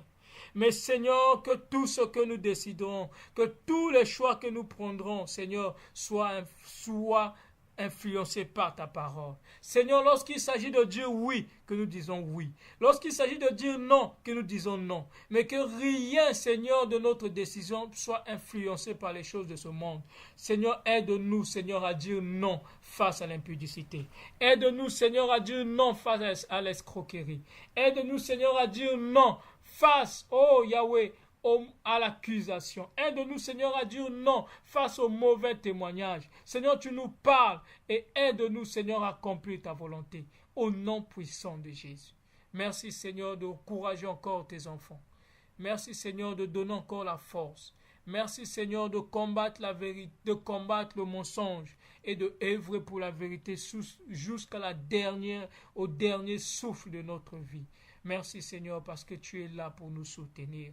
Car tu as dit, nous n'avons pas encore combattu à la dernière goutte de notre sang. Seigneur, si cela est possible, que tu nous donnes toujours la force afin d'accomplir ce que tu attends de nous. Au nom puissant de Jésus. Merci Seigneur. Amen, bien-aimé. Y a-t-il encore un sujet même d'ordre général, pour lequel on peut prier, avant qu'on passe aux ajouts.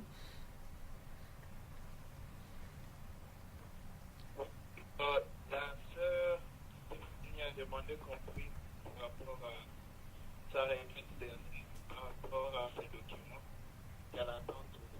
Elle ne nous rappelle pas, c'est qu'elle ne veut pas que ça soit pas une corvée pour nous, mais pas comme une corvée avec plein d'amour. Nous allons prier, mais que Dieu l'aide dans ces documents, afin que ces documents qu'elle attend depuis puissent réellement lui être accordés.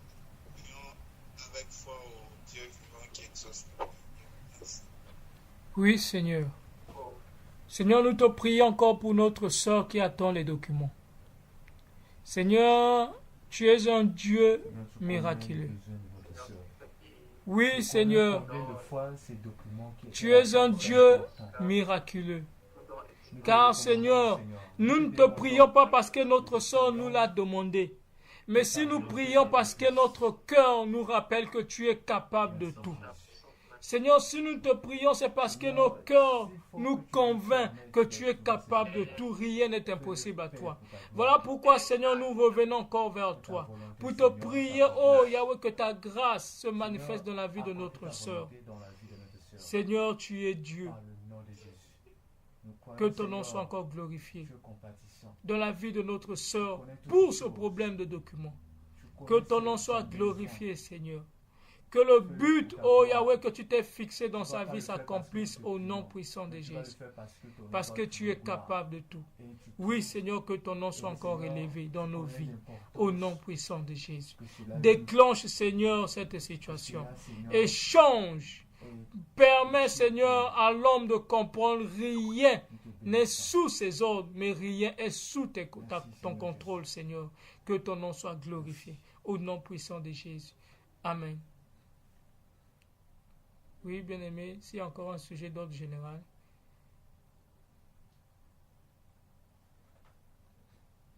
Ok. Nous allons donc, bien-aimé, passer au... Oui, avant. Oui. Excusez-moi. Oui, je t'en prie, mon Nous allons frère. prier pour la sœur Agnès qui doit voyager, qui doit faire un petit voyage. Et demande qu'on prie pour que le Seigneur puisse la soutenir durant ce voyage-là, son aller-retour. Amen. Ok. Élevons encore la voix et prions au nom de Jésus. Oui, Seigneur, notre sœur Agnès effectue un voyage. Seigneur, ce n'est pas pour te rappeler car tu connaissais déjà avant. Seigneur, si nous te prions, c'est pour que nos cœurs, Seigneur, soient satisfaits de revenir tout le temps vers toi.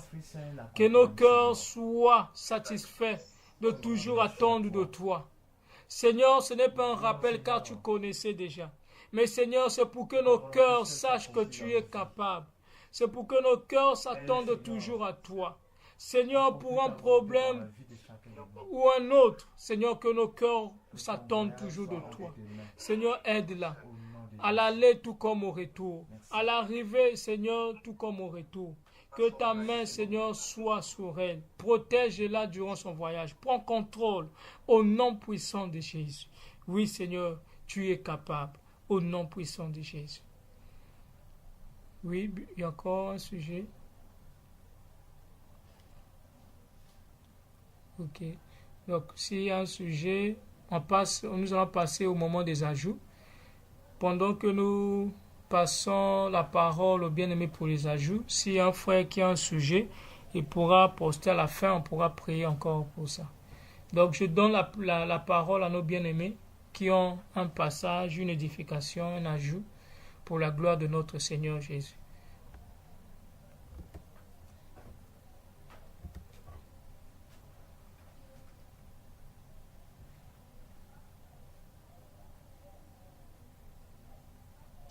Shalom. Nous allons, comme ajout, je voulais juste souligner quelque chose que le bien-aimé Dieu a dit. Prenons 1 Corinthiens, le chapitre 6, le verset 15.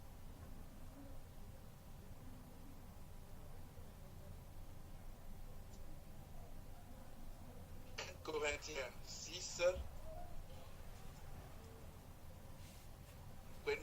partir du verset 15. 1 Corinthiens 6, 15, je lis. Prenons à partir de 12, prenons les versets 12 et les versets 15. Tout m'est permis, mais tout n'est pas utile. Tout m'est permis, mais je ne me laisserai pas asservir par quoi que ce soit. Les aliments sont pour le ventre, et le ventre pour les aliments. Au verset 15, il nous dit ceci. Ne savez-vous pas que vos corps sont des membres de Christ? Prendrai-je donc le membre de Christ pour en faire les membres d'une prostituée? Ici, l'apôtre Paul parle par rapport à l'utile. Le choix de ce qu'on doit faire, dans tout ce qu'on fait, on doit chercher si c'est utile. Qu'est-ce qui est utile? C'est tout ce qui contribue à la vie. Voilà pourquoi quand Jésus parlait, il dit, toute chose va passer un jour. Mais seul celui qui fait la volonté du Père, celui-là demeurera éternel. Donc l'utile, c'est faire la volonté de Dieu. Alors nous devons maintenant nous demander, pourquoi Dieu nous a-t-il donné un corps? Jésus-Christ, lorsqu'il a parlé à propos de ça, il a dit, tu m'as formé un corps pour faire ta volonté. Voilà pourquoi je viens. Dans ce rouleau, il s'agit de moi. Il dit que le Père lui a donné un corps, c'est-à-dire la tête, les mains, les yeux, le sexe, le pied, tout ce qu'il a, l'oreille, la bouche, la langue, tout est pour faire la volonté de Dieu. Alors nous devons nous demander si cela n'est pas le cas dans nos vies, nous devons aller auprès de Dieu pour demander de l'aide. Bien-aimé, Dieu n'attend pas que nous soyons parfaits quand nous sommes nés, non. Il veut que nous soupirions après la perfection. Voilà pourquoi il permet des moments pareils, afin de nous corriger. Je ne sais pas si lorsque Dieu parle, tu te sens corrigé. Moi, je me sens corrigé. Et ça me montre l'amour que Dieu a pour moi. Il connaît mon attitude, il connaît tout ce que je suis. Et rien de ce que je suis n'est caché devant lui. Voilà pourquoi il me parle. Bien-aimé, Dieu nous parle parce qu'il nous aime. Afin de changer nos vies. Afin d'amener nos vies à celui que lui il est. Parce qu'il veut que nous puissions lui ressembler. Gloire soit rendue à Dieu. Que Dieu nous aide afin de séparer ce qui n'est pas utile à ce qui est utile. Et bien aimé Dieu, est-ce le temps encore pour nous de manger? Il y a un homme de Dieu Tozer qui a dit, il dit, si il n'y a pas moins, si on ne peut pas avoir et la joie, et la vérité, la réalité, la vie de Dieu, mieux vaut être triste pendant toute sa vie sur la terre que d'être heureux toute sa vie sur la terre et rater l'éternité. Il dit parce que la terre c'est comme un point, mais l'éternité c'est une infinité.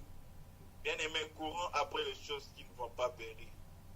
Que Dieu soit béni pour ces messages qui sauvent nos vies. Gloire lui soit rendue. Merci. Amen.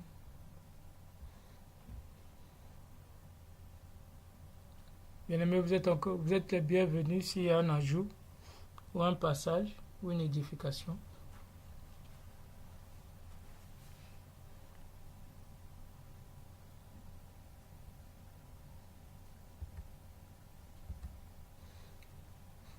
Ok. Nous allons demander s'il y a un bien-aimé qui a une question. S'il y a quelqu'un qui a une question, et cette question peut aussi nous édifier encore, ou un témoignage. Si parmi nous il y a quelqu'un qui a une question ou bien un témoignage, ça peut toutefois nous édifier aussi. Shalom. Oui, ma soeur. Moi, j'ai une question mélangeant un témoignage. Bref, moi, hier, c'est plus un rapport au message d'hier. Quand le frère Paul parlait du jugement, ce qu'on doit toujours se juger nous-mêmes et ne pas juger. En fait, moi, j'avais la très mauvaise habitude de toujours juger, ou trop même un peu juger et de critiquer. Hier, j'ai lu le passage de Jean 7, verset 24 qui disait « Ne jugez pas selon l'apparence, mais jugez selon la justice. » J'aimerais savoir comment est-ce qu'on juge selon la justice. Ma question. Merci.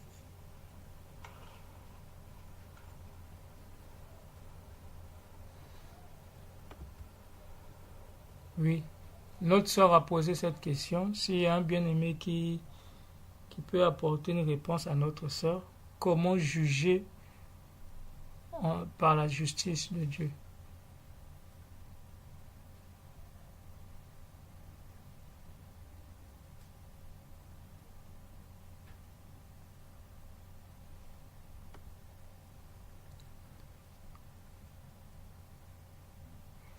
Y a-t-il quelqu'un qui peut apporter la réponse à notre sœur? Allô? Oui, shalom bien-aimé. Si j'ai bien suivi, parce que le frère Paul a un problème, je crois, avec sa connexion. Donc, si j'ai bien suivi le message du bien-aimé, le passage dit, nous avons donné le passage qui disait que nous ne devons pas juger avant le temps. Parce que Hébreux chapitre 9, verset 27, il est écrit qu'il est réservé à l'homme de mourir une seule fois après quoi vient le jugement. Et que le jugement était réservé à Dieu seul. Donc, je pense que si la Bible dit que nous devons juger selon la justice et non selon l'apparence, c'est-à-dire que nous devons juger selon le point de vue de Christ. Donc, nous devons juger selon le point de vue de Dieu. Ce que Dieu pense par rapport à la situation et non ce que nous pensons. Parce que la Bible dit que c'est Christ qui est notre justice. Donc, comme le frère Paul est revenu, je vais donner la parole au frère Paul. Le frère Paul est là? Oui, merci beaucoup. Je m'excuse Voilà, pour le problème. D'accord. Je ne sais pas si tu as suivi la question. La sœur demandait par rapport au message d'hier que signifie juger, ne juger pas selon l'apparence, mais juger selon la justice. Merci. Prenons 1 Thessaloniciens 5, 21.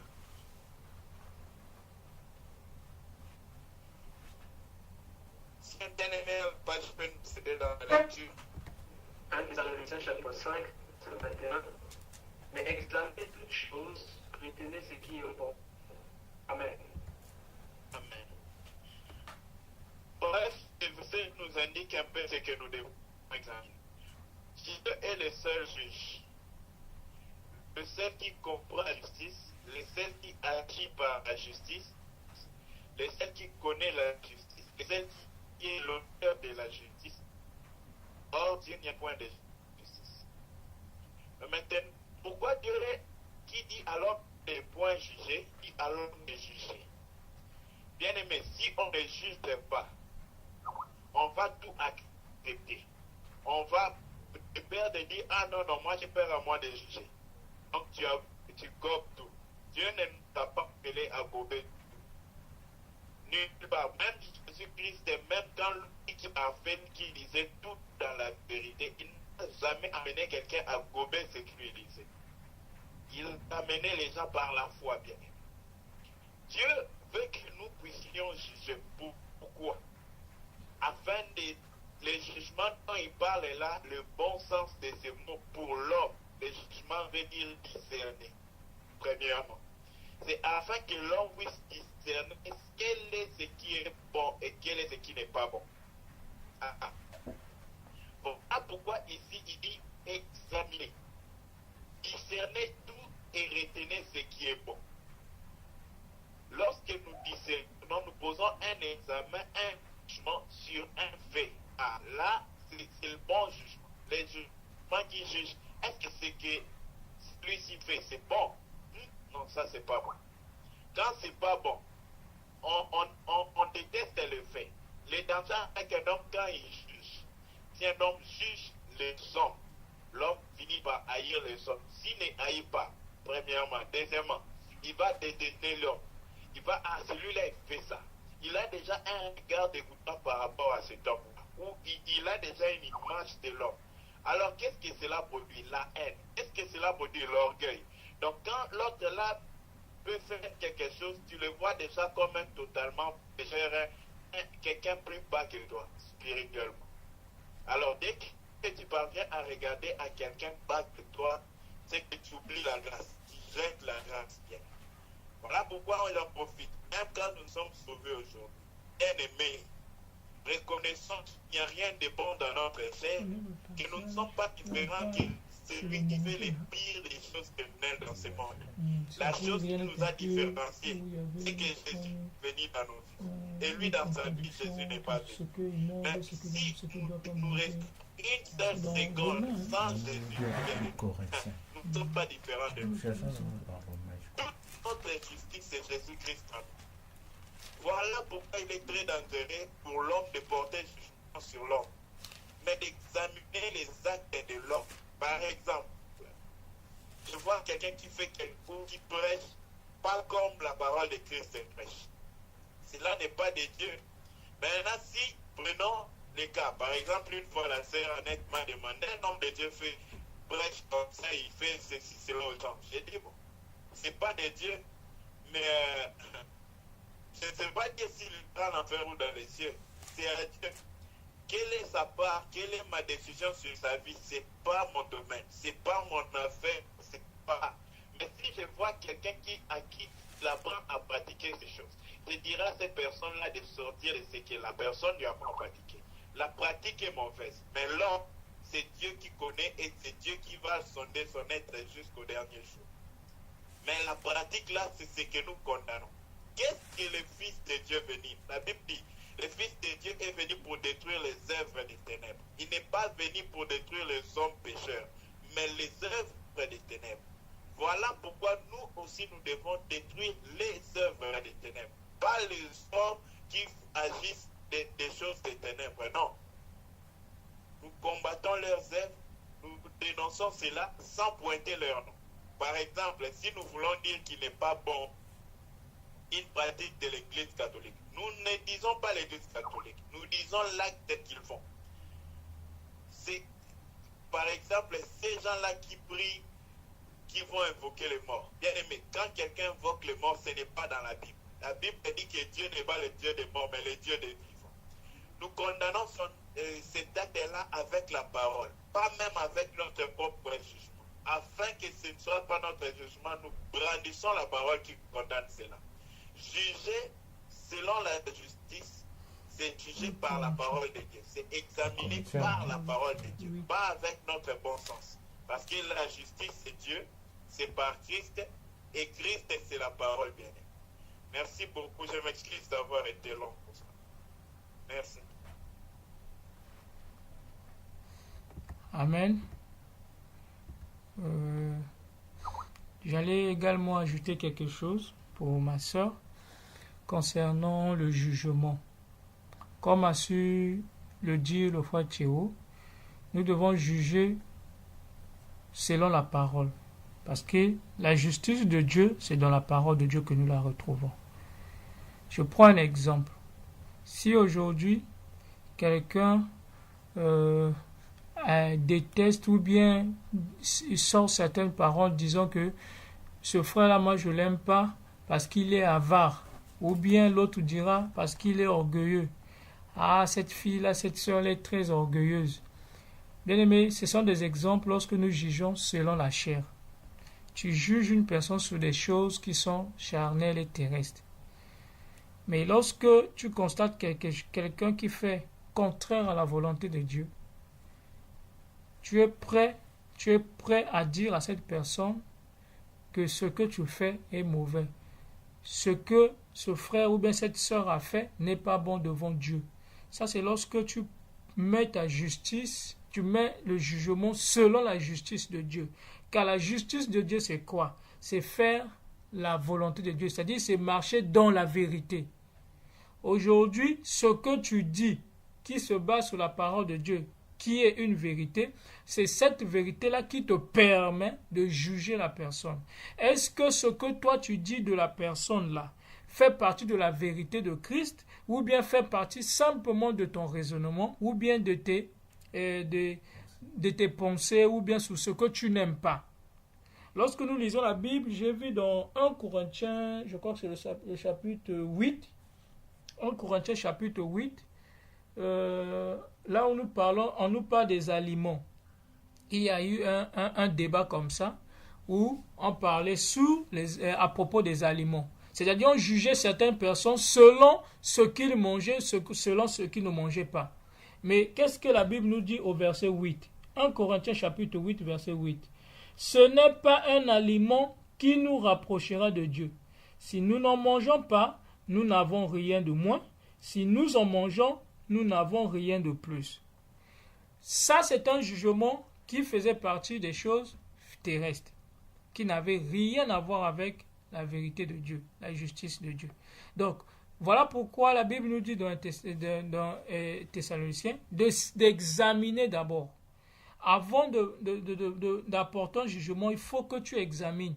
Est-ce que ton jugement est basé sur la vérité, qui est la justice de Dieu, ou non?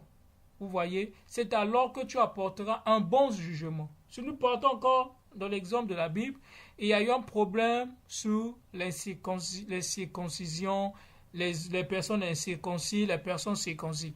C'était juste un exemple. C'est-à-dire, ce genre de jugement était beaucoup plus fixé sur le physique.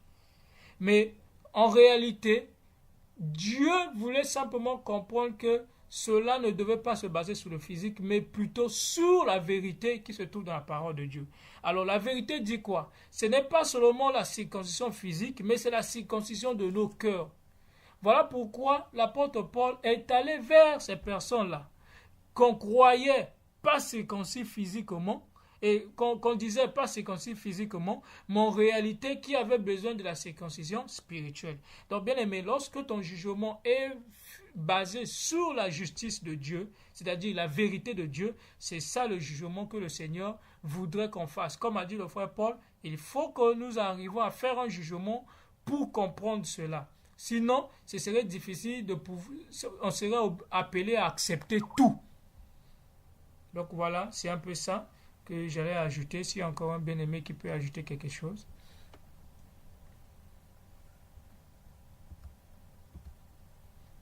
Ok. Y a-t-il encore une autre question?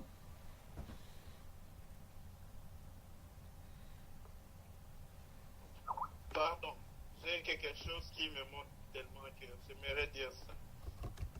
Il est très important dans l'heure où nous sommes de pouvoir juger selon la justice. Pourquoi? Nous sommes dans l'ère de la déception, de la séduction. Il y a beaucoup de choses qui sont fausses aujourd'hui dans des églises, dans des milieux où les hommes se réunissent au nom de Dieu. Le Seigneur Jésus, lorsqu'il a parlé du faux prophète, il a dit, il viendra en mon nom. En mon nom, ils guériront les malades. En mon nom, en mon nom. Donc, c'est très dangereux, bien aimé. Au jour où nous sommes aujourd'hui, c'est le temps où nous devons avoir un grand discernement pour discerner qu'est-ce qui est bon et qu'est-ce qui est mauvais. Le tout premier signe que Jésus a donné sur le temps de la fin, ce n'était pas les guerres et tout ça. Le tout premier signe, il a dit, gardez-vous que l'on vous séduise. Parce que le temps de la fin est marqué par la très grande séduction. Et la chute de plusieurs qui avaient la foi et qui feront naufrage. Parce qu'ils seront embarqués, pris par la séduction. Adam était pris par la séduction. Jésus a vaincu la séduction. Bien-aimé, il a vaincu la séduction afin que nous puissions aussi surmonter. Voilà pourquoi je bénis Dieu pour un frère à Lubumbashi qui a dit, Ève avait péché parce que Adam, Ève avait rencontré elle a fait face à la tentation avant Adam. Mais notre Adam, il a vaincu notre tentation et il nous appelle à entrer seulement dans la victoire à nous. Voilà pourquoi l'Église doit tenir ferme. L'Église doit tenir ferme devant les péchés et devant le monde. Christ est notre victoire, il nous tiendra ferme. La Bible déclare, celui qui a fait cette promesse est fidèle. Il gardera et il nous gardera fidèles. Pas parce que nous pouvons, mais parce que lui, il tient nos vies. Voilà pourquoi, bien aimés, demeurons fermes, ayant les yeux ouverts par rapport à tout ce qui est dans le monde et dans les églises. Et un enfant de Dieu, là où il voit que Christ n'est pas dans ces choses, il ne demeure pas là. Parce que si Christ est dehors, comment toi l'épouse si Christ tu es dedans? C'est que tu as signé un divorce avec Christ. Parce que si Christ est en dehors de Babylone, son épouse ne peut pas être dans Babylone. Merci. Amen. Amen encore, bien-aimé, pour vos interventions. Je pense que nous sommes arrivés à la